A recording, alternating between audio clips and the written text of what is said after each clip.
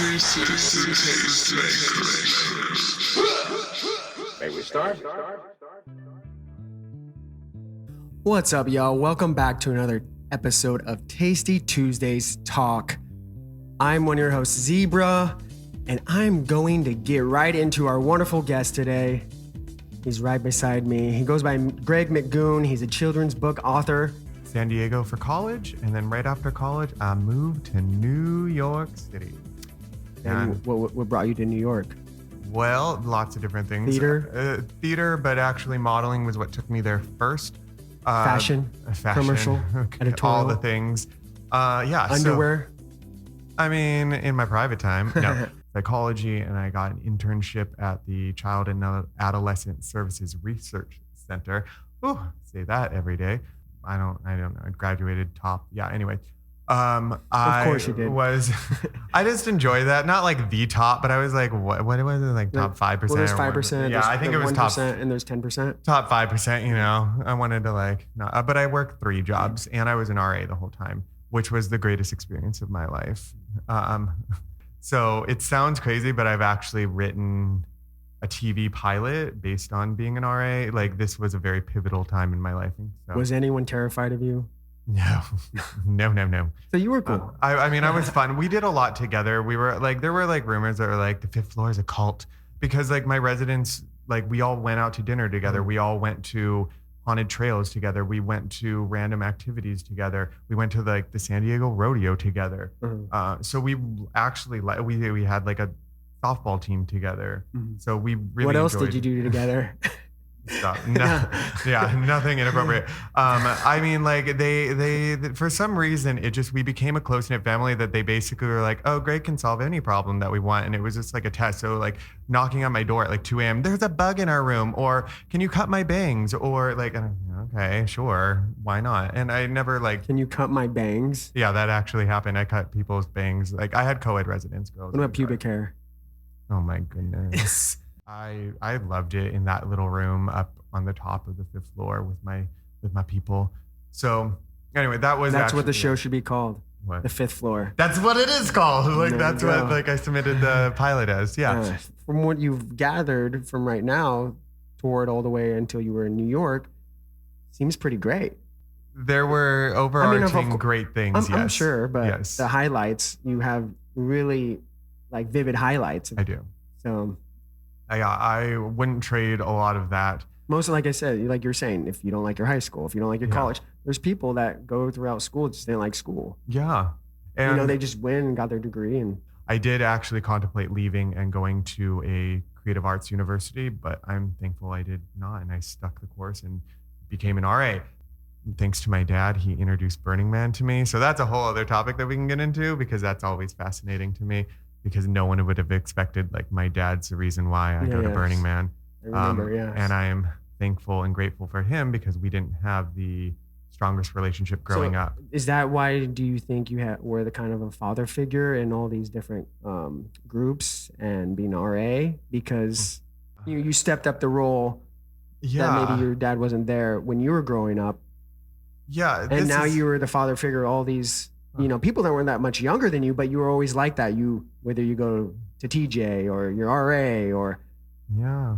Well, now that I think about it, you're right in a sense because, it's give take. And I think probably I liked the idea of feeling connected and close with people, and that protective nature probably came from not really having that growing up and being like, how can I help? How can I do this?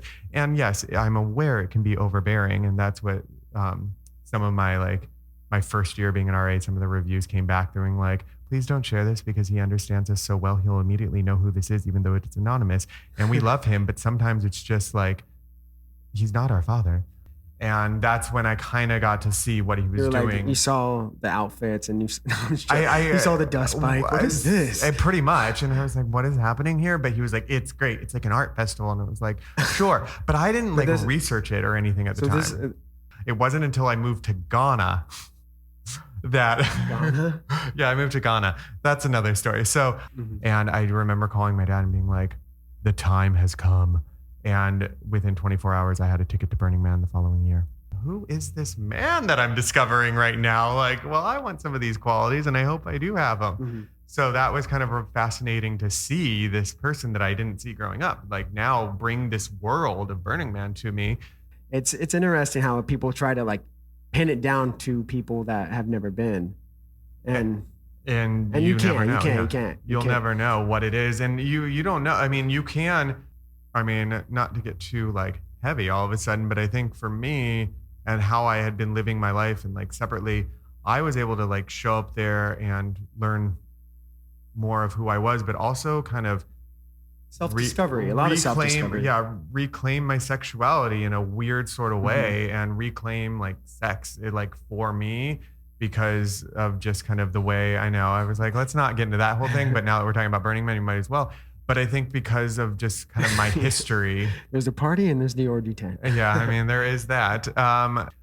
So there was this one like camp there. I don't know if it was there when you went, but it had they had like the Hulk, Superman, Batman, all with dildos strapped onto them, and you basically had to like suck on that, and they gave you a shot alcohol out of it.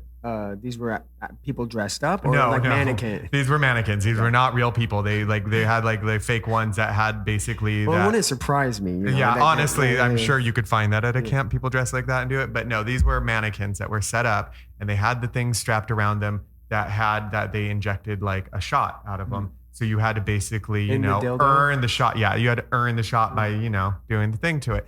So at the end of it is I was there with one of my dad's friends of all things who he invited. So me and this woman were like at this like camp, and here I am like playing with like these mannequins dildos to get free shot. Well, everything's free there, but to get them. And at the end of it, if you do a well job, they give you like a blowjob certificate.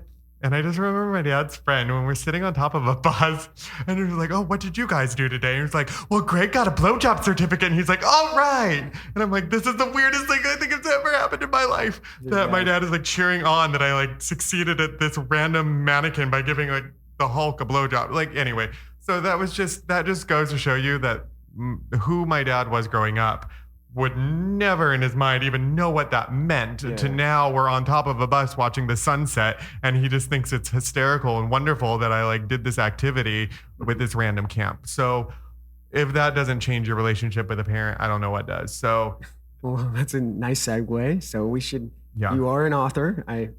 So let's go. I was actually getting to that, which is why I brought it up. So good move, man. I think it was time to like switch goals on that. We could talk about Burning Man some more, but unless you want to like get into the real, deep part of Burning Man. That'll be for if we get enough comments, and maybe no. But let's go. Let's talk about your books. So how did you all get into it all? Well, the McGoonies and all that. Yeah. So my books are, and that sounds really bizarre, but for somebody critical of your books? No. And she actually thought it was a good idea for me to move forward with it. I'm like, the person that just like judges everything thinks I'm good at something. Like what? And I had an art therapy book and I was reading it on the subway just to kind of figure out other like little activities I can do during improv. And I know like why art therapy, but I was just kind of curious about that. And it was like, is this a field I'm interested in? And I was reading it, and that's when I wrote my Tangelos series, or at least the first book. And at that point in time, when I got off the subway and I was helping my friends paint, and I showed up, they're like, "Oh, your first book is so cute," and blah, blah, blah. And I was like, well, I think I just wrote another one. And I think this is what I want to do with my life. And that was The Royal Heart, which ended up being the second book I released, but the third one that I wrote. And that got a lot of attention in 2015 because it featured a transgender princess. It was. And that's why this little, very simple tale of a child like taking ownership of themselves and becoming transformed into her true leader and queen just flowed out of me very like straightforward. And it's the most traditional book that I've done. And that gave me the leverage after to kind of say like, I have other books and I really like these Tangelos books. And then I was like, because of the attention that got, I was able to like stick with a small publisher who was able to do these other books for me for the public. But when you're doing personal stuff, you're really doing it for yourself and hoping that like when you share it with the world that maybe somebody connects with it. But at the end of the day, you did it for yourself and it's something that you value and appreciate. And hopefully others will too. And I'm fortunate that my work has resonated with people as more people are finding out about it. How is your creative process? Do you write these books fairly quick? Core of it and the heart of it came out immediately. And that's when I knew I was like, I've got it. Mm-hmm. And then the second one, there was parts that didn't make the first book that I ended up using for the second one. And then it flowed out of me. And then people were like, are you going to do another one? Are you going to do another one? And there was a 2-year gap between them. And I was like, I don't know. I don't really have it in my mind. And then I was visiting one of my former roommates who lived in Hawaii. And I was just looking at it. And then I was like, and I wrote it really quickly. And I was like, I've got the third one. And it's the heaviest. And you can tell when I wrote that I was in a very dark place. So this is the first Oliver book that happened during COVID. And it's basically a story about Oliver, but also touches on diabetes. And I knew if I was going to do an Oliver story or if I was going to do something about it, I want it to have a purpose. I didn't want it to be like, and there's the dog running down the street. And then Oliver played with this. And then, because that's great. And those children's books serve a purpose. And there's some incredible ones out there just about dogs. Mm-hmm. That's just, mine always have like some deeper meaning that is way over thought out. So the diabetes portion is like the second half of this book. And I didn't expect it to. It's been out for over a year now. And now it's starting to be used in diabetes programs for children because it's bringing diabetes awareness to it. Even though it's a dog with diabetes, there's a lot of overlap there in the care and the heart behind it, because this is not just about diabetes, it's about compassion and caretaking and all the above. And this is the first cover reveal of it, but it comes out December 1st. Once Upon a Fairy Tale, tale spelled T-A-I-L, like tail. And it's an Oliver Gilmore adventure where Oliver is now transported into classic fairy tales and encounters 5 iconic fairy tale characters and disrupts their stories and find out how they all end and what happens to Oliver. On his lovely adventure. In this book out December 1st. And buy the book. Come on. Yeah, buy the book because, kids like to hold things. But if you're curious about what it is or what I talked about, go for it. Check it out online. That's why they're there. They're meant to be experienced and not just for profit. So, so check those out. And I'm pretty easy. I respond to things, so I'm easy to find. And my last name's weird enough that you really can't miss it. Greg McGoon. Yep. All right, man. All right. It's good seeing you. Thank you. Thank you for coming on. Great. You're listening to Tastemakers with Zebra and Jeebs.